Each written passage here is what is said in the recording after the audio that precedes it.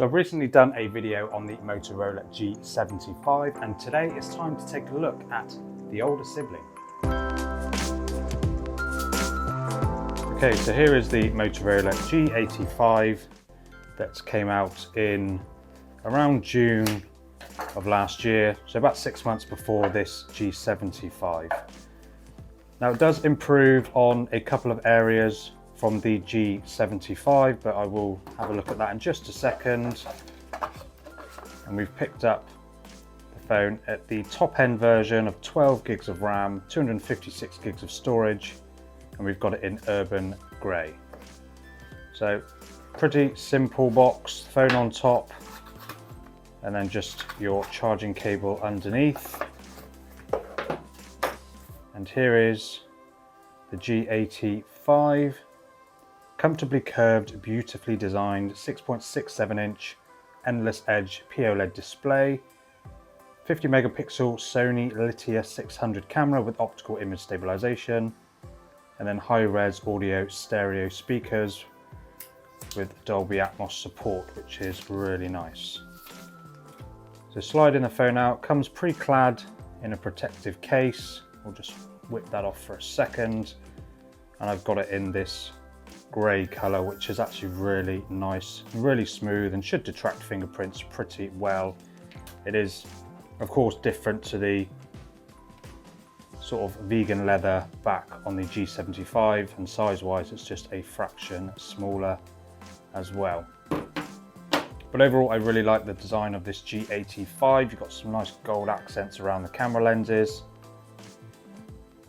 50 megapixel main camera, and then an 8 megapixel ultra wide. And then on the right you've just got your volume buttons and then your power button. On the bottom you've got a speaker grill, SIM tray with your nano SIM and eSIM support, and bottom fire and speaker. There is also a microphone. At the top is another microphone, and then the left of the phone is completely clean.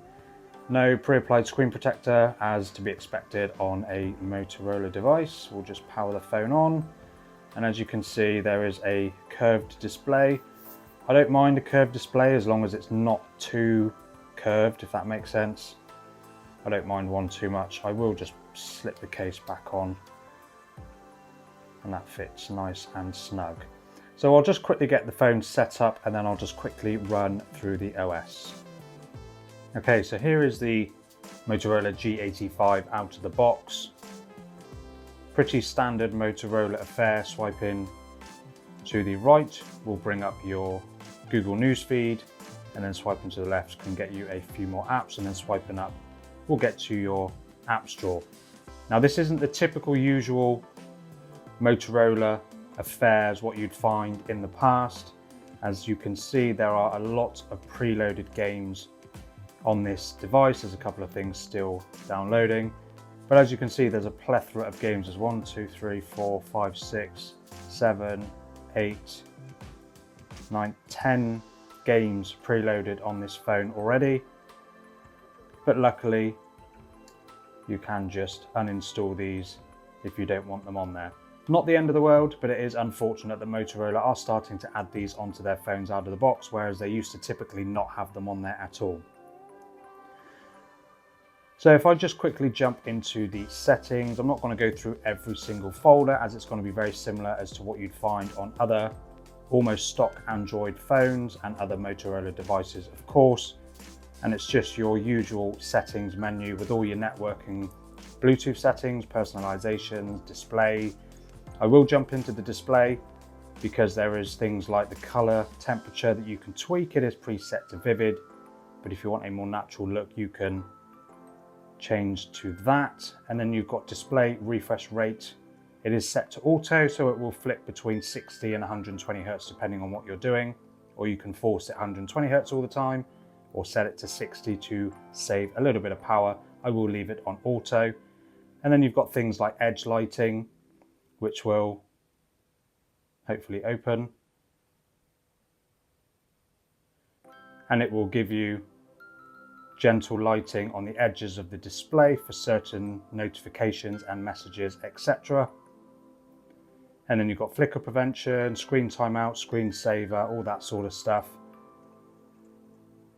And then you've just got your usual personalization options there. However, you can jump straight into that from your Motorola Experiences app just here, and that basically gets you in there a little bit quicker. And then you've got the usual access to extra themes. You've got quite a few different fonts that you can use. I generally tend to switch to that one. I'm not sure why, I just do.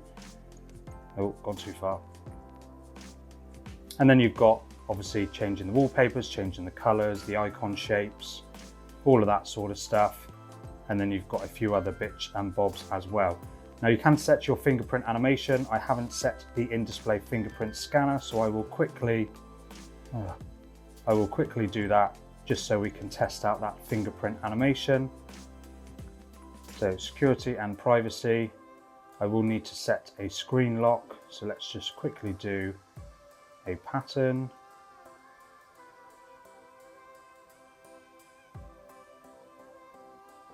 Show only when unlocked. And then that's when you can go to here. You have got the option to do face unlock as well, but I will literally just do the under display fingerprint. And it's down there. I'll find the sensor, yeah. And then it's just a case of just ever so slightly moving your thumb around, just so it captures all areas of your thumb for a more accurate read.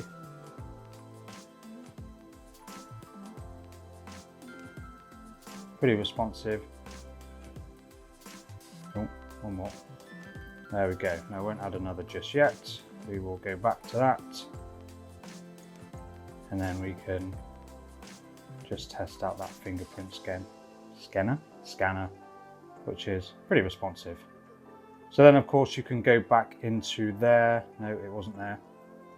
In here, back to your Motorola Experiences app, personalize, and then you can play around with your fingerprint animations. There's only 3 options. That's a bit weird. Let's leave it on that one if you want to just change those up a little bit. And then you can customize the edge lighting. You can change the color to whatever you want. I'll leave it on blue, and then you can set it for just incoming calls, alarms, etc. And only show when the screen's facing down, or turn it off, or whatever you want to do. So that's just very briefly the settings menu, and I'll just quickly jump into the camera just to take a couple of sample shots. So you get the 50 megapixel main camera as you find on the Motorola G75. I will take a portrait shot as well. And then if I flip back to that, you also get an 8 megapixel ultra wide angle camera.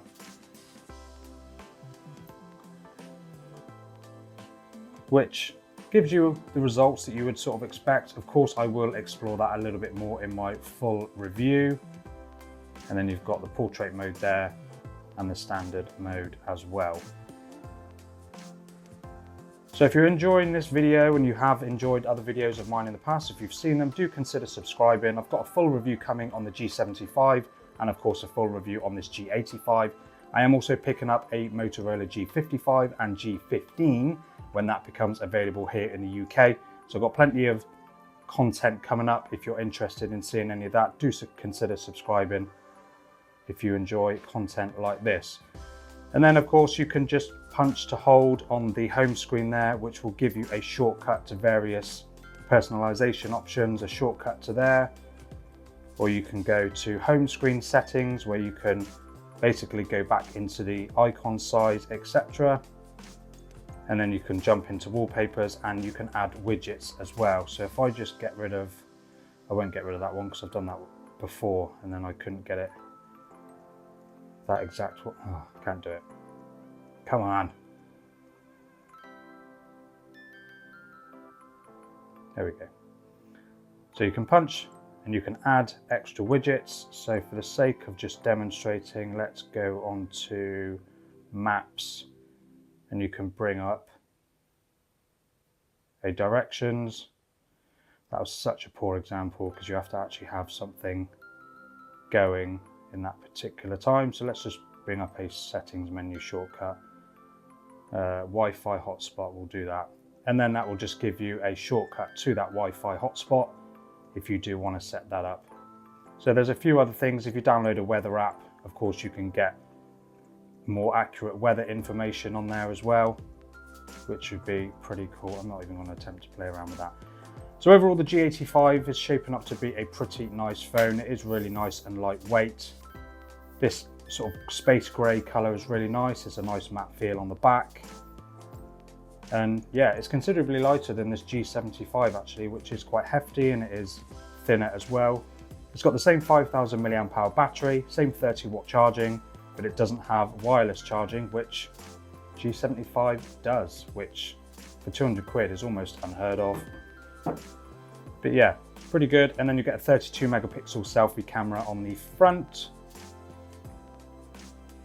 which doesn't do a terrible job, but I will of course explore that a little bit more in my full review, as I will with the performance from the Snapdragon 6S Gen 3, which is basically just a slightly improved version of the Snapdragon 695 from a few years ago.